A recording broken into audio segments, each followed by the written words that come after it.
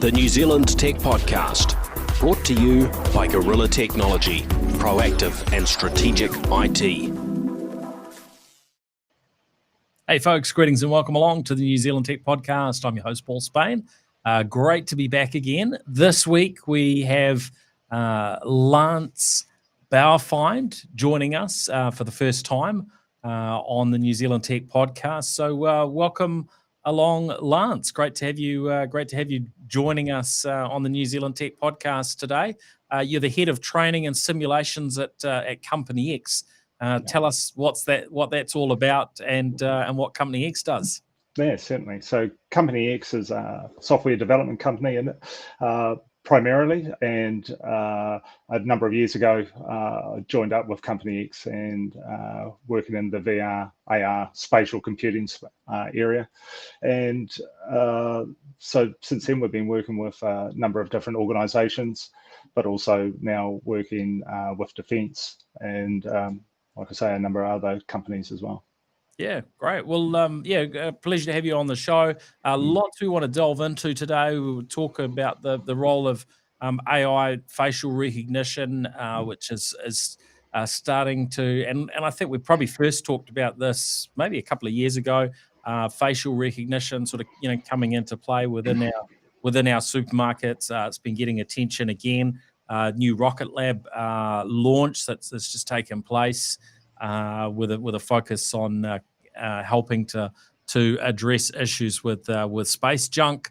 Our phone bans are coming into play in schools very soon. In fact, some have already started. Infotech.co.nz is dead. I've put that in the agenda as it was something that I found a little bit disappointing in the local tech news world. And then there's a bunch of some interesting global aspects, and probably the real reason that I was really keen to chat to you today, Lance, is really delving into what's happening in the world of virtual reality, augmented reality, and this new thing of spatial computing, particularly with the Apple Vision Pro, and your thoughts on the Apple Vision Pro and whether that is I guess a win or a fail for Apple. So we'll come back to that one. But first up, big thank you to our show partners, to 1NZ, 2 Degrees, Spark, HP, and Gorilla Technology. And yeah, let's jump in on this facial recognition situation. We've been seeing really ongoing attention, across the big media to the supermarkets, looking or moving forward on facial recognition technology. So yeah, Foodstuffs have this trial running in a number of stores, and you could call it a trial, but realistically, they've gone live with this technology, in a number of supermarkets. And what we have seen in New Zealand is really ongoing issues at a retail level when it comes to crime that has really seems to have dramatically increased over recent years. And of course, we see some very extreme scenarios there with the likes of jewelers and so on getting attacked. But mostly sort of smash and grab type things. But in my neighbourhood, we saw one of these dairy attacks where, sadly the worker at the dairy was killed. So yeah, I'm just kind of curious your thoughts on this type of technology, which has that potential to maybe reduce the impact of crime. And all of us are impacted in one way or another when crime increases, but we've also probably all seen over the years sort of Hollywood productions where there's a level of technology and artificial intelligence that kind of comes in to help minimize crime, and there's all sorts of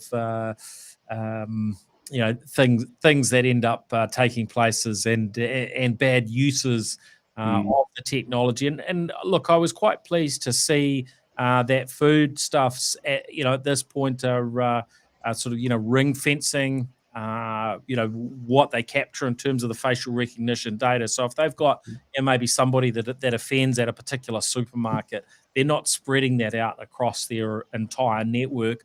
Although it could be argued that actually that would have a bigger impact. But at this time they're keeping that information to a specific store. They do seem to be quite committed that they're not keeping data. So if you walk into a supermarket and you pay for your goods and you walk out again, your image isn't going to be sitting around on their systems for I think it might be a number of single digit days, maybe two or 3 days, so that data doesn't last very long. So I think there's some good thinking that's gone in here. Do you feel comfortable about this technology in the supermarkets, Lance? Yeah, I mean, it's an interesting thing, isn't it? That a lot of the technology like this comes in for very good reasons, and in this case, I think, it's good reasons. I think you just have to have the protections around there, and quite how you do that. I mean, like you're saying, if they're only keeping images for so long, then great. Probably, I would think if they were holding on to my images, maybe it's not even their intention, but do they get hacked, and then does a whole bunch of other stuff emanate out of that? I know, first reading this headline, I was reminded of a number of years ago, seeing a television article actually about a restaurant chain in the US, that as you walked into the door, that they used facial recognition, looked you up on Facebook, and then sent you deals based on, like, it might be for half price Coke with your family meal or whatever that might be. And I thought, I could see, I mean, could it go that way with this sort of thing as well? Perhaps, but to me, it sounds like that they are cognizant of privacy and security. So, yeah. Yeah, I think it's important to be having the discussions. We can get pushed into doing things because of other societal sort of challenges push us to do things that otherwise we might not be so happy to do. And looking at the stats that Foodstuffs were sharing and saying that this trial follows 4,719 incidents of retail crime, across the Foodstuffs North Island stores in the last quarter of 2023, including 513 breaches of trespass. So that would be an exact situation this technology could assist with. And it was up 52% on the previous quarter. So when things go wrong, we will often, try and apply new things to solve those issues. Sometimes that can be a knee jerk.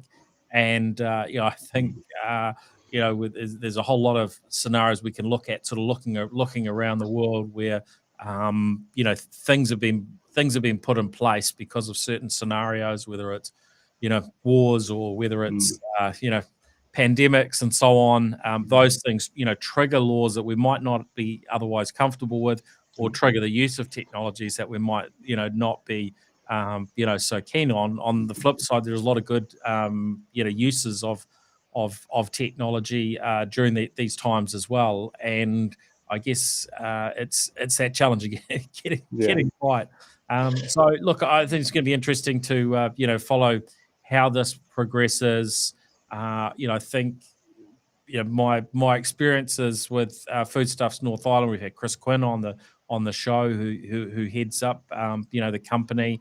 That they're pretty forward looking from a technology and innovation perspective, and I think they'll be thinking about the same sort of things we are, but there might well be some disagreement on whether they're getting this one right or not. So it might be time for another chat with Chris to get his viewpoint on this one.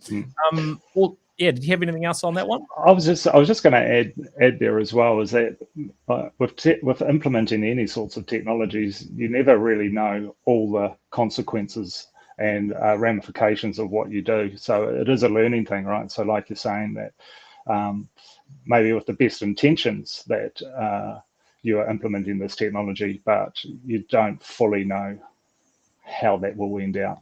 So, it's something you have to be treat carefully, I think. Yeah, yep, that's a great point. Now, talking about Rocket Lab, look, it's encouraging to to see them continuing to launch. They had a bit of a break there, after they had a failed situation, last year. I forget what the term is, but an explosion in the air that was unplanned. But they're certainly back into it, and this current launch they've done is was focused on a Japanese satellite that its purpose is to be collecting data on space junk.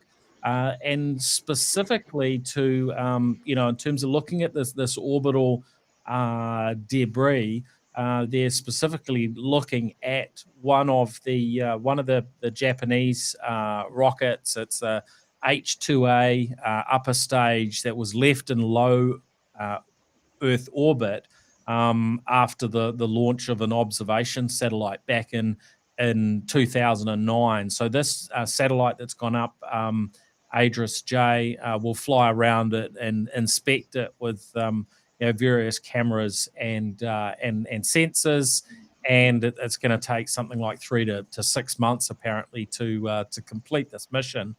And this is interesting because we keep hearing more about space debris and really the major risks associated with it. And if we get big items that were to break up in space, we could get ourselves into a pretty difficult situation where it becomes very, very hard to navigate space and to put things up if there's too much small debris that's floating around the place. And we look at the International Space Station, the ISS. They at times have had to maneuver it to avoid it being hit. And these bits of space debris go around very, very extreme speeds that could be quite catastrophic. So good to see more work going on in this front, isn't it? Yeah. I think also another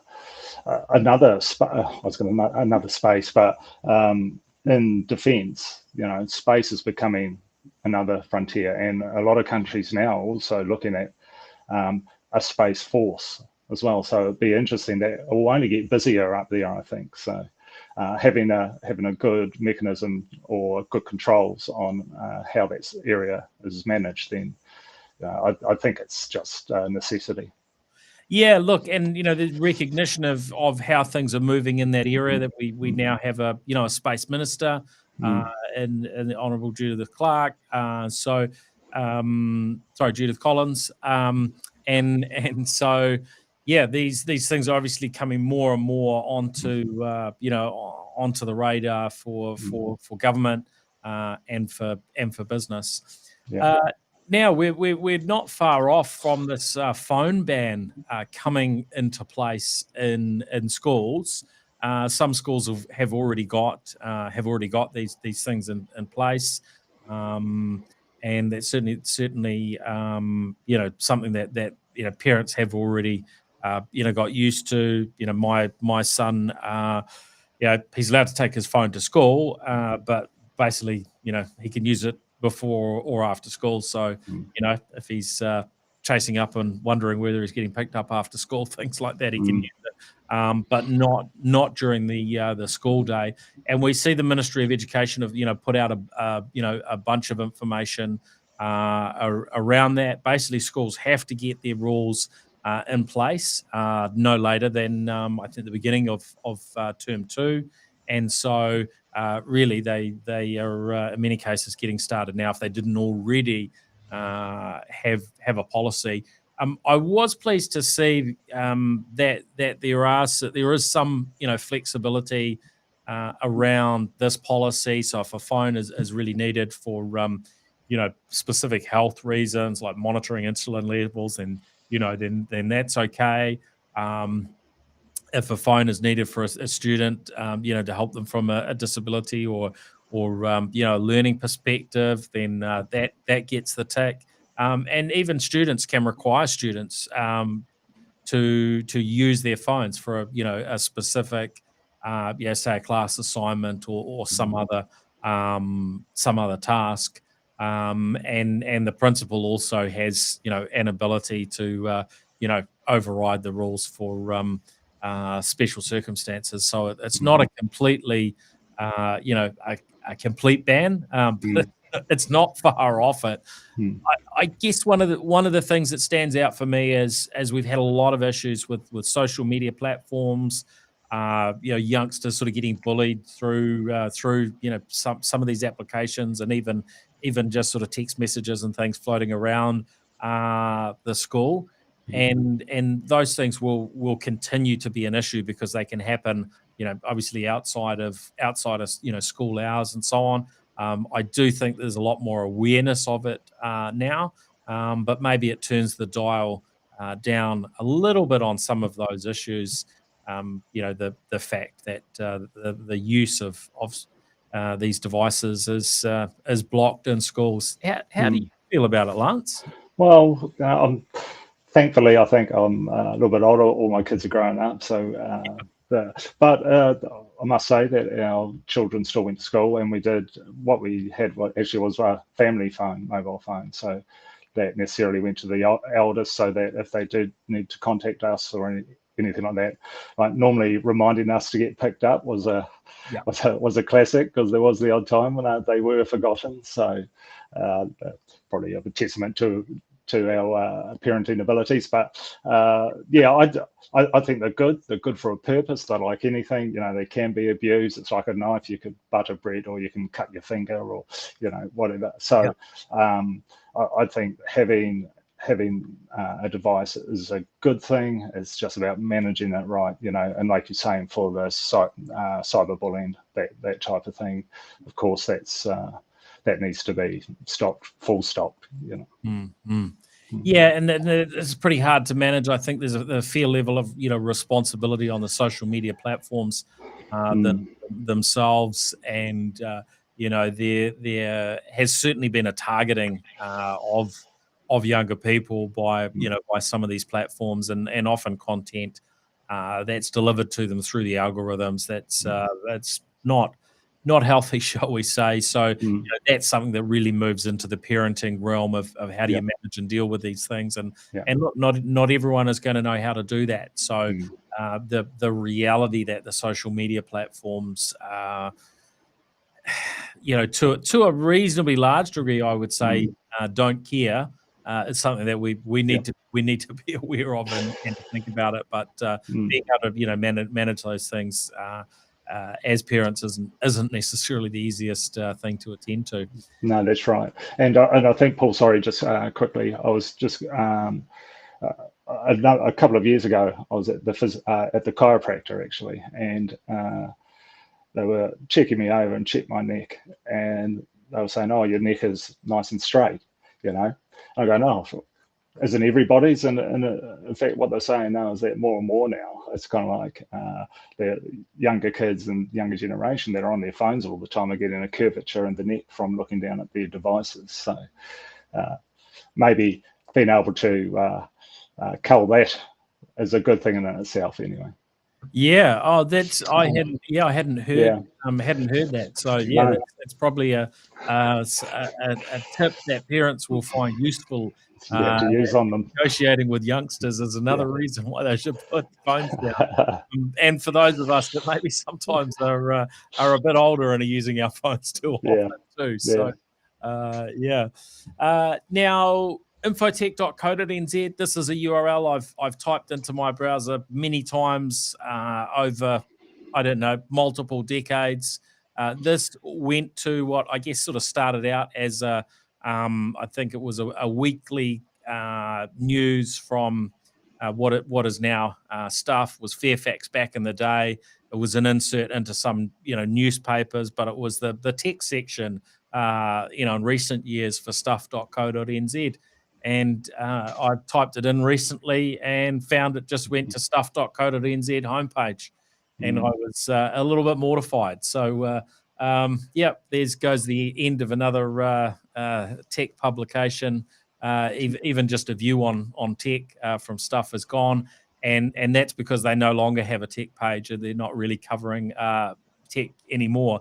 I guess you could go into all sorts of discussion of, well, tech's and everything, so maybe you don't need to break it out and so on. But yeah, I think it's a little bit of a loss, but probably a reflection that they really weren't doing much on that front in recent years. But I would I'd still go to that old favorite URL and find some interesting stories from time to time. So yeah, there's probably quite a list if we look back over the years of the tech media that has disappeared in New Zealand from the likes of Bits and Bytes and Computer World, and yeah, this is I guess just a final nail in the coffin for that infotech type coverage from Stuff.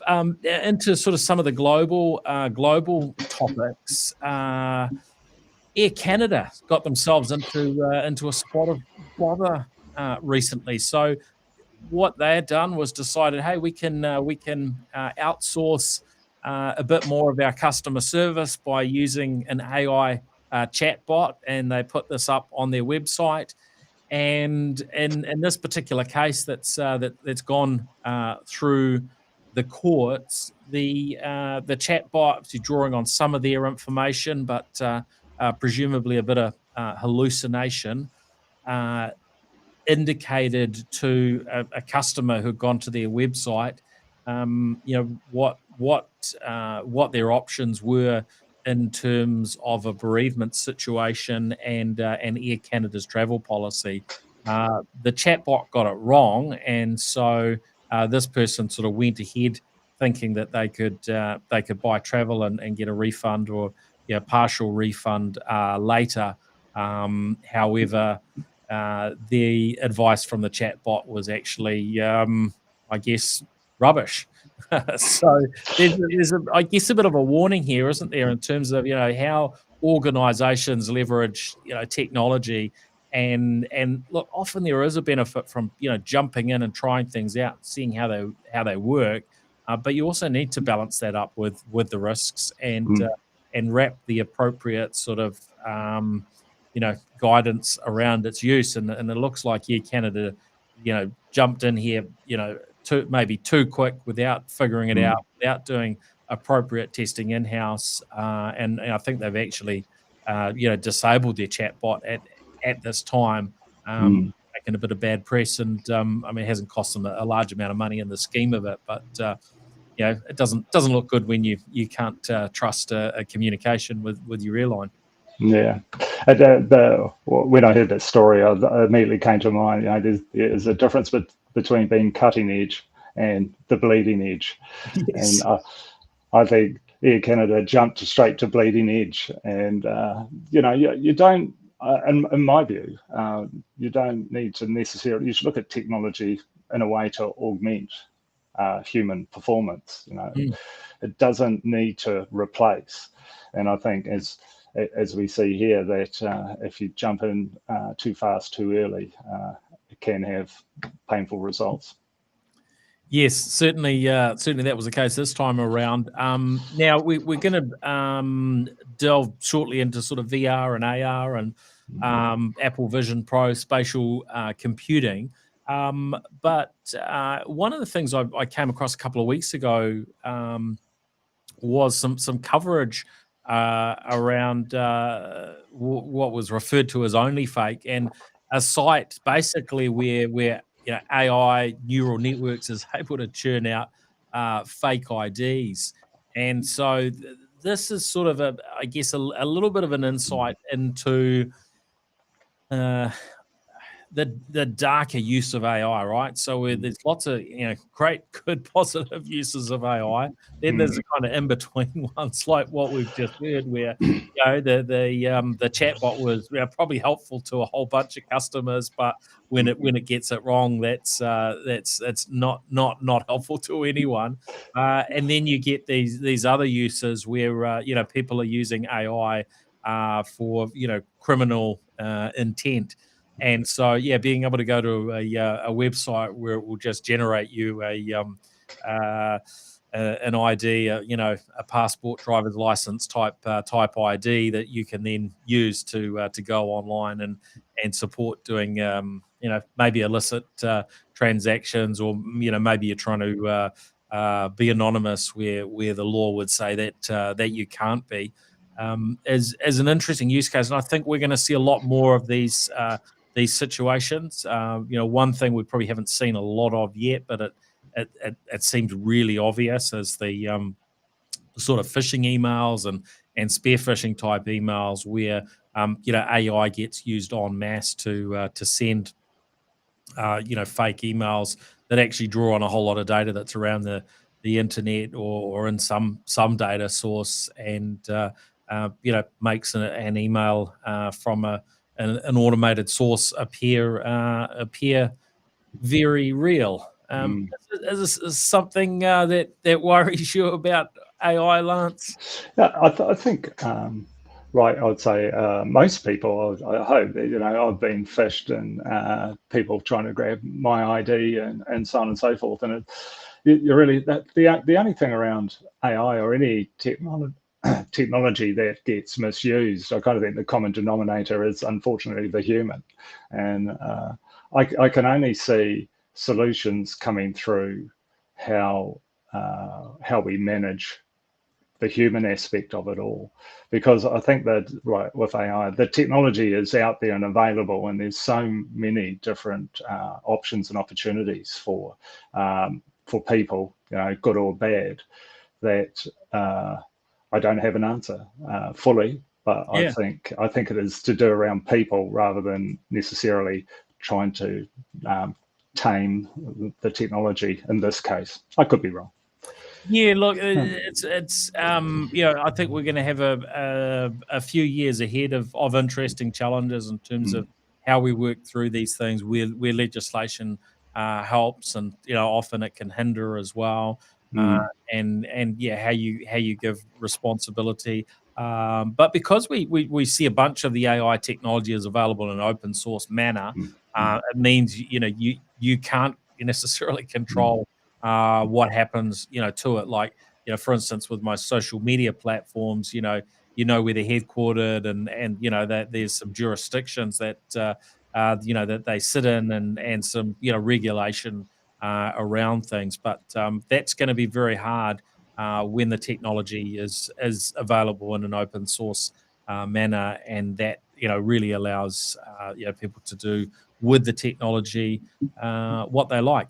Now, as we sort of move into sort of talking a little bit about the AR and VR, but before we do that, there's been a bit of coverage around Brilliant Labs and their frame glasses that is quite interesting. If you look at the coverage online, they seem to have some quite nice looking what they're calling AI glasses frame, and what they seem to have, they're referring to it as integrated multimodal AI assistant. And there's if you read some of the stuff that's been published online, I was reading what VentureBeat released, and it looked like a whole lot of spin, to be fair. And they were sort of talking up how stylish they looked, and name dropping all sorts of folks from Steve Jobs to Gandhi, because of the sort of roundness of the glasses, and varying other sort of aspects in terms of the technologies they're using. But I guess the concept is maybe quite relevant today. This idea that you could wear some glasses that are using the likes of ChatGPT on an ongoing basis to maybe answer, questions, to look at, say you're looking at a sign and you're in a country where the signs are in a language that you don't understand, where it can translate those signs. And I've certainly been in that position myself in parts of the world, because it's got a little camera mounted, right in the center of the glasses. But from most regards, it does, they just look like a reasonably normal set of glasses. And, I guess there'd be a few questions I would have around, when and how the functionality turns on and off, Yeah. and gets out of the way when you don't need it, which, I would argue you probably don't want this technology, listening and looking all the time. Is Mm. something that's caught your attention? Yeah, I think like over the years, we've done a lot of work and with AR, and AR glasses, and I follow an optical engineer who talks far above my head about technically how difficult AR actually is, especially when you're wanting to project an image that's millimeters away from your pupil, Yes. but actually you're trying to give it a sense of depth. So, for example, if you were in a workshop and you wanted information to appear linked to an object that might be 5 meters away or something like that, how do you make that have that sense of depth and project that depth of that information to that particular item in the Yes. workshop? It's incredibly difficult, and that's why I think we see, with Apple and, for example, with Meta, that this idea of these fully 3D augmented AR headsets or glasses some way off with the technology, because they keep pushing back their delivery dates, right? I think. Yeah. So you kind of have that option for a vendor to launch something that doesn't do everything, but is maybe sort of similar to the Google Glass and Yes. so on of old, tethers through your phone, and that's where it can do things like interact with some sort of an AI system, or you get something that's quite big, and that there's a lot of years of iteration ahead before it maybe gets mainstream.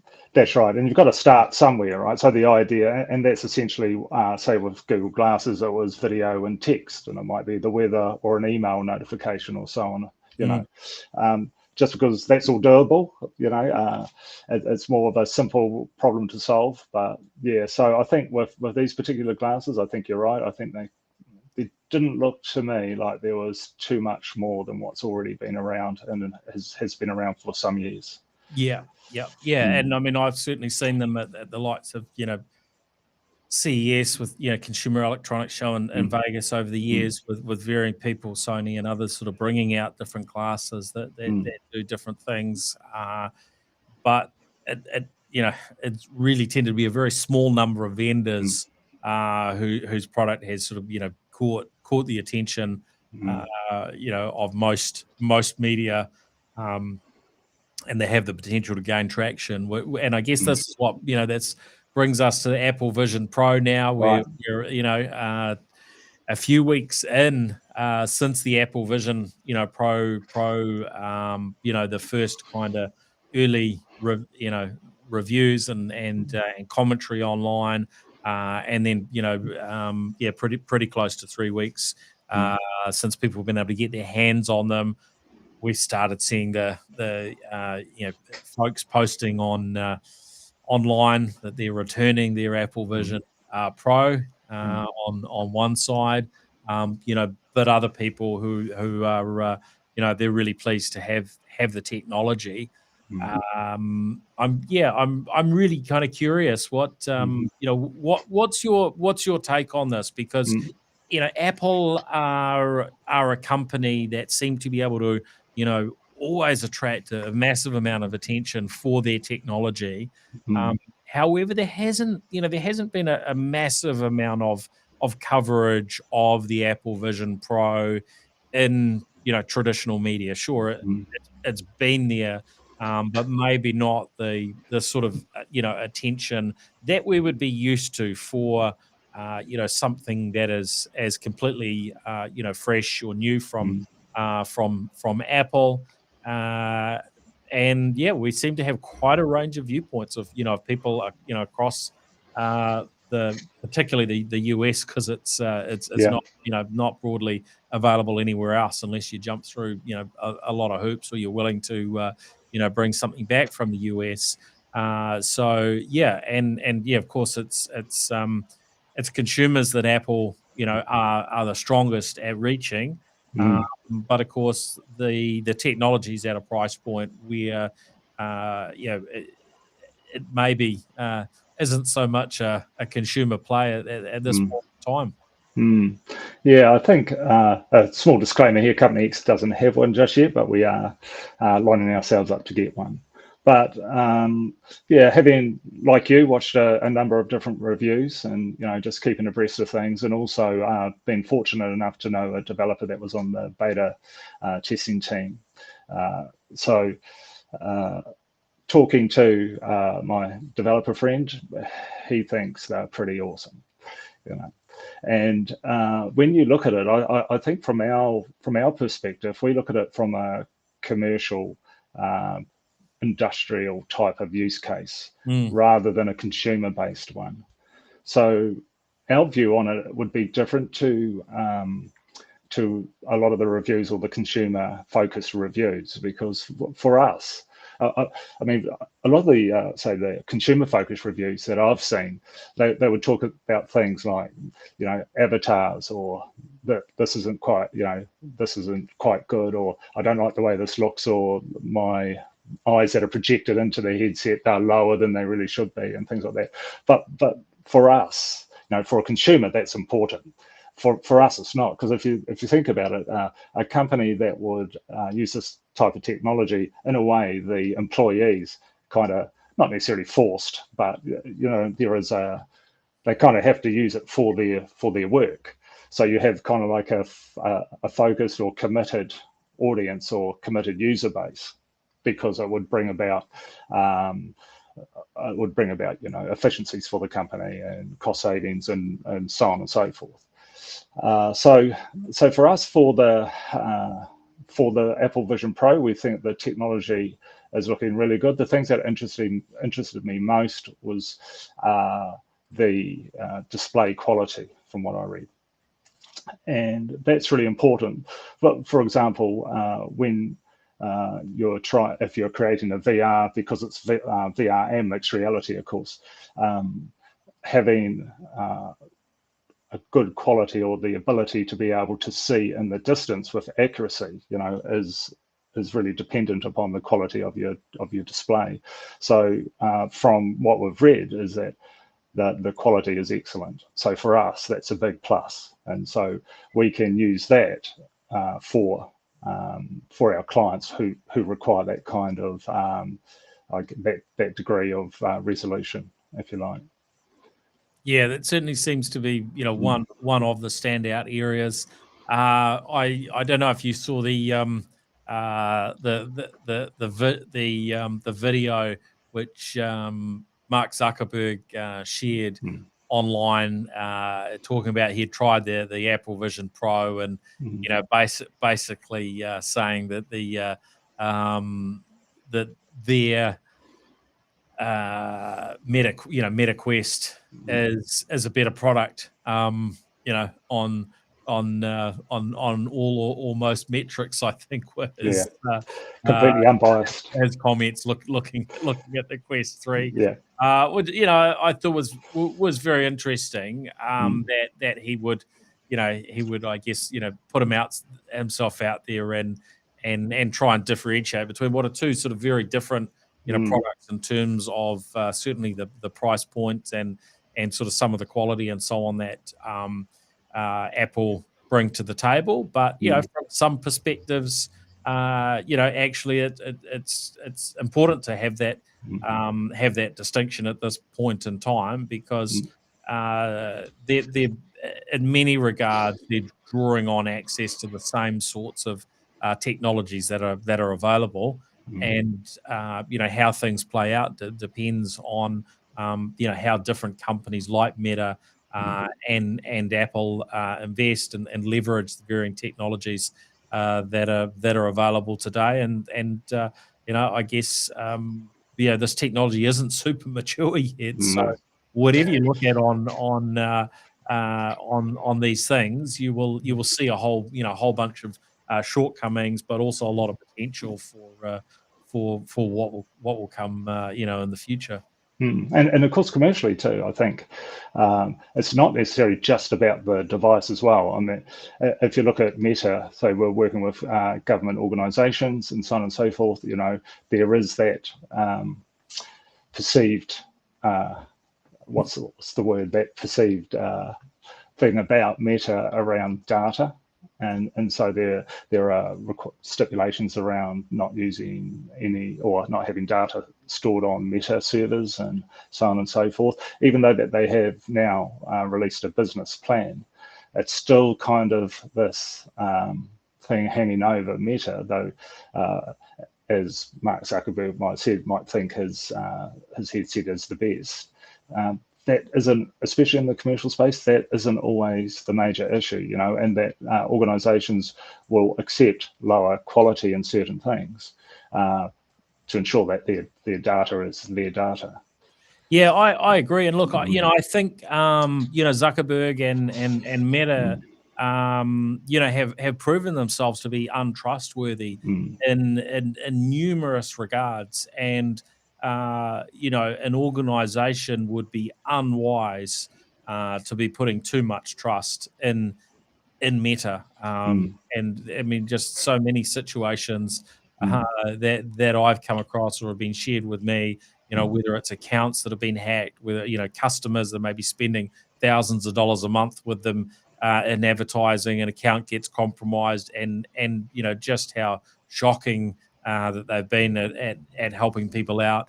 Myself, I have an Instagram account with a very, a small following, sub 1,000 followers, and it's on a regular basis over the last sort of 12, 18 months. I've seen someone effectively duplicate that account, then use fake accounts to build a following that looks very similar, and then try and pull people in to follow and start direct messaging them with scams, and even going through media channels. I haven't had satisfaction with getting them to address that and to put a stop to it in a timely manner. It seems like the sort of thing that wouldn't be that hard to do when someone basically duplicates your bio, duplicates your photo, and then locks an account in a particular manner. It seems like a pretty clear and common pattern, but there we go. I think it's a huge point, and look, Apple have proven themselves to be trustworthy from a business perspective, and from a data privacy perspective. Streets and streets are ahead of Meta, and it's a badge that they I guess that they wear, that they can be trusted from that perspective. Yeah, and also, Paul, to get back to your original comments around, with Apple, with the Vision Pro, that I think that their philosophy, and this isn't just entirely my opinion, I've spoken to some others that tend to agree, but their philosophy is around using industry, for example, to help them develop the product and work it down towards consumers. And I think that's solely around, there are things like you're saying, it's far from a finished product, and being able to test that and use that and develop it with companies, with organizations that will have the committed users, seem to me like actually quite a good way of looking at it and doing it, because the cost initially is going to be so high. They know that they're not going to be able to sell millions straight away as they would an iPhone. So how do you actually get your product out there, start to get people used to it, seeing it, and be able to develop it? Because, like you say, for $3,500 US, it's not really priced as a consumer product from my perspective, and of course technologically, people, there's you're saying a lot of people returning that because they're talking about VR sickness and other things, or they're expecting just way too much from the technology itself. I was reading things, where they're talking about if you move your head really fast, then you're going to have motion blur issues with the cameras and that sort of thing. And you're thinking with us, if we understand that constraint, then we can develop training and experience and simulations to work around that, so that doesn't necessarily become an issue. But if you have from a consumer perspective, I want to just move it's supposed to, will work for me and it will just help me with everything. And there's going to be no real major issues, so that, it gives me a better experience. But especially at this point, it doesn't always work that way. And, one aspect I'm always looking at technology from is how can this, help New Zealand organisations, and personally with my own business, Gorilla, we're looking at those sort of small to medium organisations. So I'm looking at this as with every technology through a lens of, how could we apply this? How could it help? And it probably seems to me at this stage it's probably not mature enough for most organisations, but there will be some. I remember a conversation I had with someone that was a kitchen designer and manufacturer some years ago. It was maybe best part of a decade ago now, and they would sort of quite a small outfit, and we're talking around that they didn't have the budgets or necessarily even the space to build up all these kitchens, but they had built some incredible high-end kitchens and in varying private properties, whether rich listers or what have you. Part of my commentary to them was, well, can you get permission as you build these things to get a 3D capture and to at least show people in a VR headset, so that there will be use cases, but probably not necessarily there for every organisation just yet. And in terms of how it plays out longer term, what are your thoughts? Is this type of technology something that is very much here to stay, or as quite a mainstream thing over time, or will it always be sort of something at the fringes? Or do we expect in 10 years' time, when you jump on a plane, everyone's going to throw on their headset and be interacting with friends around the world while they're on their plane, or just watching a movie, and we don't need anything else while we're on the plane, and so on? Do you have a kind of your personal thoughts on where all this lands? Yeah, I think, like personally, I know, like, there are things like AR contact lenses. I think Mojo is one that comes to mind. And I think there's more traction there. I think for the consumer, for the consumer base, it needs to be less of a headset device that sits on my head, rather than something that can integrate with the way that I work, and whether that's an earpiece or contact lenses, whatever that, something quite miniature that doesn't become I guess a major thing that you need to put on, and it would cut you off from the environment and so on. But I think also the thing that we're seeing with the industry now is with the likes of Apple coming out with the Vision Pro, and also of course Meta had the Quest 3, and HTC the Vive Elite XR. Those headsets are bringing us into the mixed reality realm, whereas before that wasn't. I mean, originally, a number of years ago, and it's still around to a certain degree, was the HoloLens. Yes. But now it seems to have moved on a lot more. And I think we're talking about VR where you're cut off from your environment. With mixed reality, for example, if you were doing a training on a car engine, you could still be in your office or in your room, still see your room, but have the model of the car engine appear in front of you. You can break it apart and you can go through the necessary training. I think that's actually where we're going to see a big push and to where the industry will go towards. I think the mixed reality is, I find it really good to use.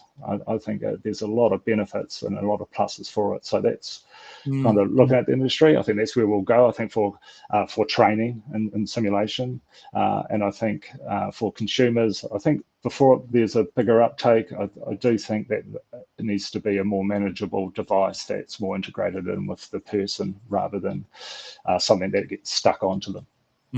Yeah, I remember the time that I bet Elon Musk to Mars, and I walked around on Mars in Nice. augmented reality with the Microsoft HoloLens, and Buzz Aldrin was there, sort of commentating and so on. So yeah, there can be something sort of exciting around the technology, and for me that was quite a memorable experience, and I guess partly because it was quite new technology at the time, but yeah, there is that opportunity to create experiences that you're not going to have in quite the same way within any other tech and screens. So yeah, really interested to see how it plays out. It's been great to have you on the show, Lance. Thanks very much for joining us. Anything else you wanted to sort of add before I ask you the big question around whether the Apple the Apple Vision Pro is is a hit or a miss, or what else would you like to share? So I'll answer that. I have nothing further to add. Is it a hit or a miss? I actually think it's a hit. But obviously, I know there's a lot of people going, it's a miss, it's miles away and that sort of thing. But actually from Company X's perspective, we see it's another device that offers another set of functionality and advantages that can help us to provide great solutions for clients. So I think it's a hit. Yep.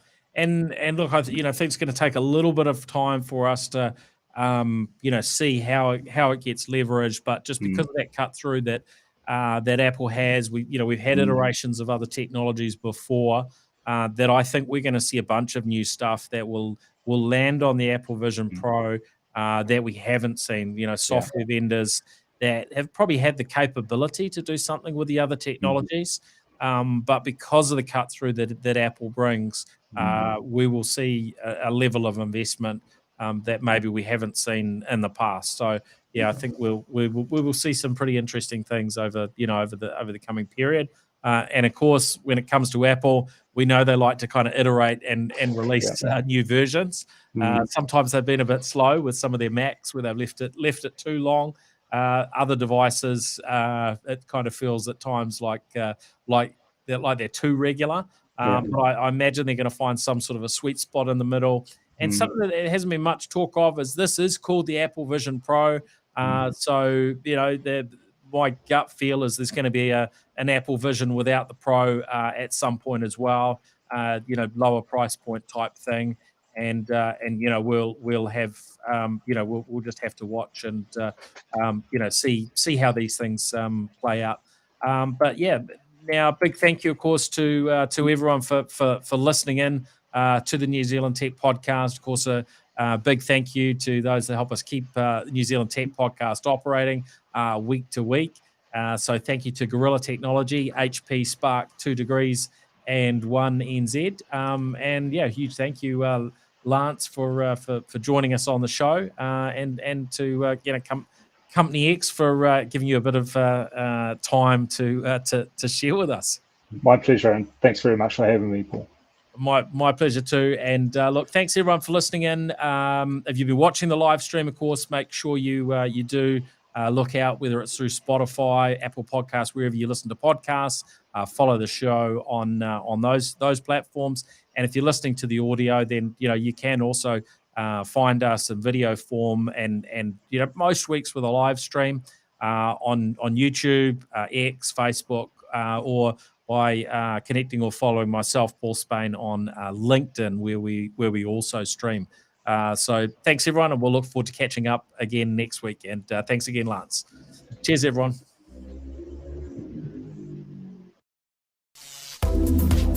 The New Zealand Tech Podcast, brought to you by Gorilla Technology, proactive and strategic IT.